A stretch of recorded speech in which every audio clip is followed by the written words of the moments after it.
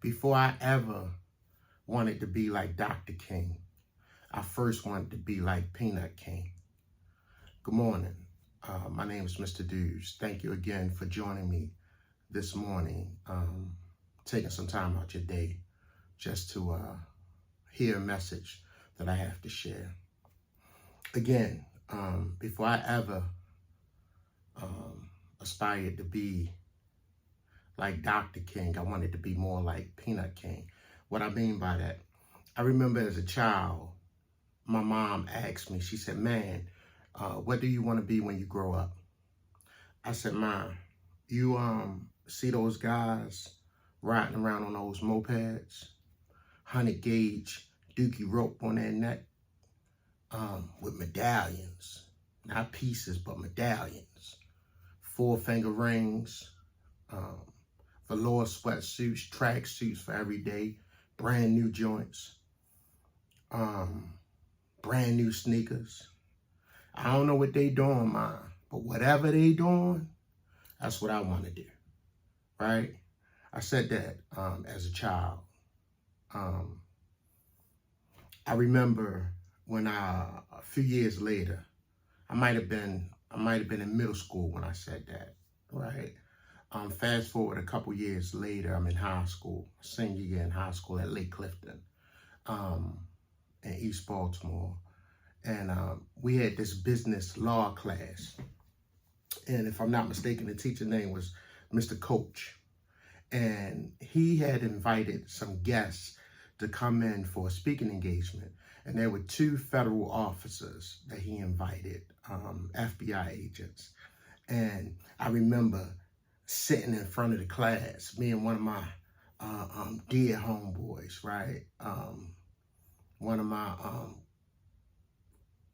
best friends, right? We sitting in front of the class and we engaged and I'm tapping them. I'm so excited. I want to ask so many type of questions. Now and again, remember I said that we're in a business law class. So any questions that you want to ask should be centered around business law. But that's not my intent at all. I want to know all of the underworld stuff that's going on. I got all types of questions to ask. So when it was my turn to ask a question, I asked the gentleman if they had ever heard of Peanut King. And of course they had heard of him. And they spoke to the things that I just thought I knew as a child, because again, I was just a child and I had never met the gentleman. I just heard different things, but everything that I heard, I aspired to be that. At least that's what I thought. And I'm bringing that up because when I mentioned the mopeds, that was just a lot of young boys who were involved in activities that I won't say anybody should be involved in, but kids definitely shouldn't be involved in.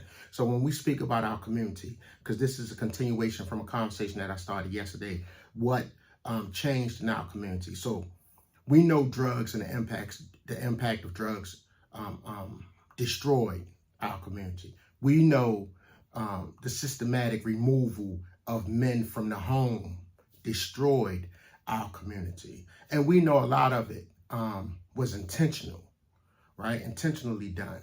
And then we also know that as a community, we played a part in it ourselves, right? But I just want us to consider this. When you think about the hierarchy in our community, can you imagine 13-year-old kid that's actively engaged in drug dealing, right? And we know a lot of young people got involved because they weren't being prosecuted the same way that older people were if they got caught with drugs or interacting or engaging in illegal activity, drug dealing, right? But just imagine this, put this in perspective. You got a 13-year-old that's selling drugs, right? 14-year-old, 15-year-old that's selling drugs. More than likely, they're selling it to their elders, someone that's older than them. At the time, more than likely what we saw were a lot more males than females, right? Now I'm talking about the 80s.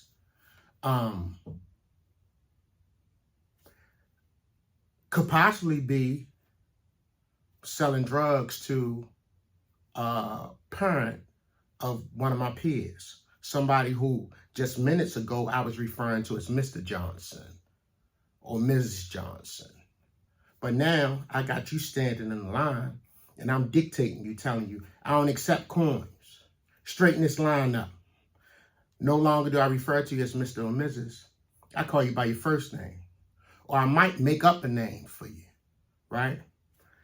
That starts to change the hierarchy, the pecking order in our community. Just think about it. Say I got a tester line where I got some teas and I'm giving them out, right? Talking about drugs and the impact that it had on our community.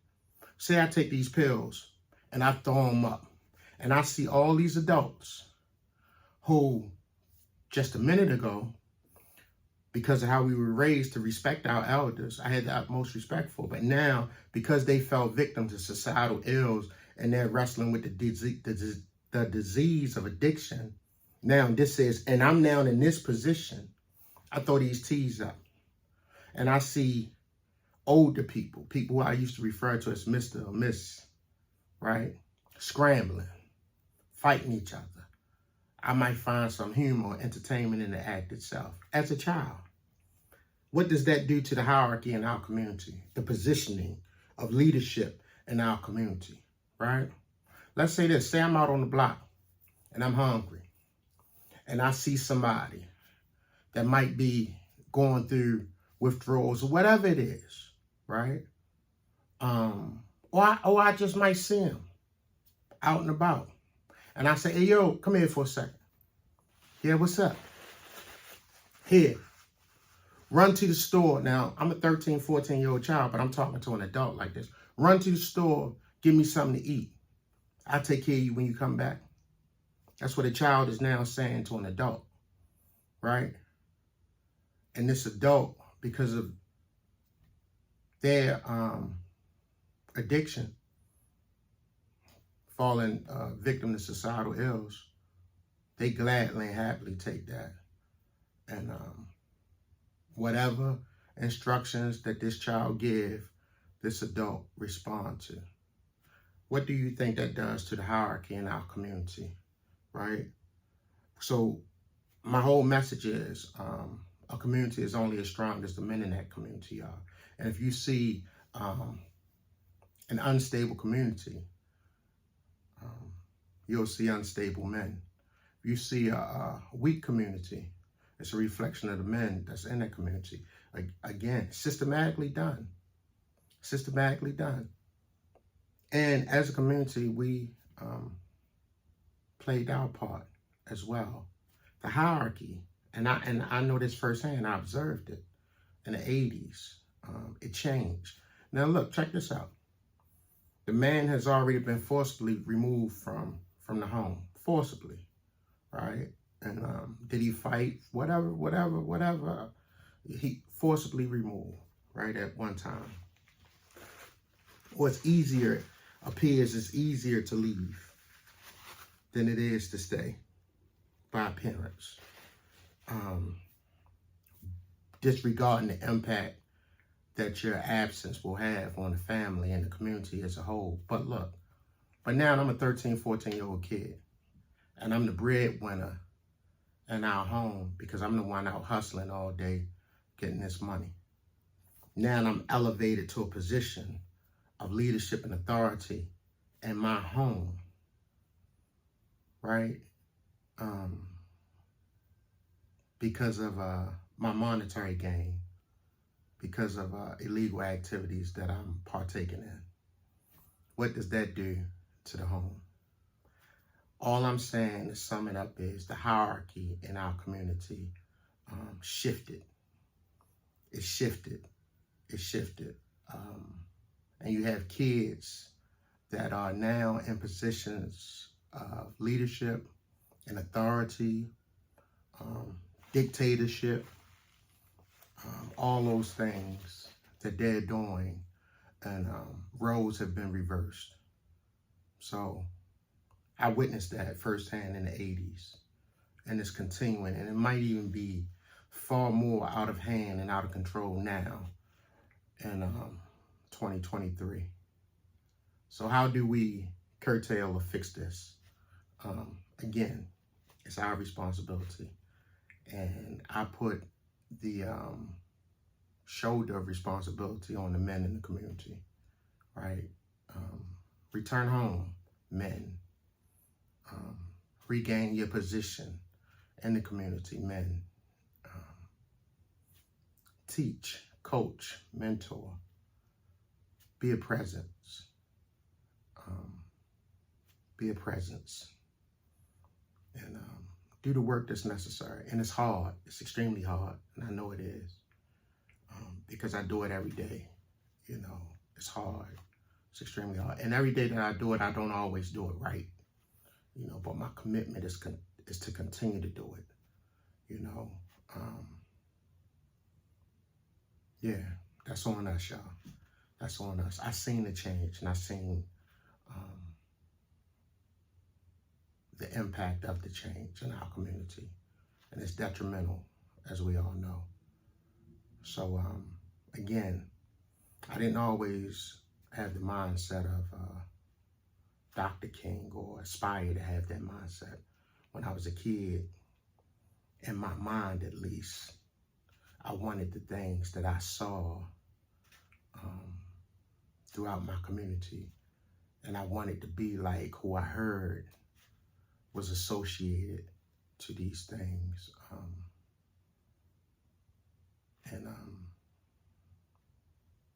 That's what's taking place still to this day, you know. A lot of our young people want to be what they see, you know, want to be what they see. It's hard. It's hard to be anything that you don't see. You know, people oftentimes say things need to be modeled for them. You know, how is it that you expect me to be great at something that wasn't necessarily modeled for me? You know, oftentimes we duplicate what's modeled for us, what we see. You know, by the grace of God, though, by the grace of God, me and countless others, friends that I know, and many people, we managed even in the midst of, you know, even in the midst of. So with that being said, this is a longer message than I normally make in the morning, but I think it's a pertinent and important message to be made. And the point is, we need to do some things in our community to right some wrongs that's been done in our community. Again, I'm Mr. Dews. The world is my classroom. In it, I'm both student and teacher. May you have a blessed day, and please continue to be a blessing to someone else. Thank you. Peace.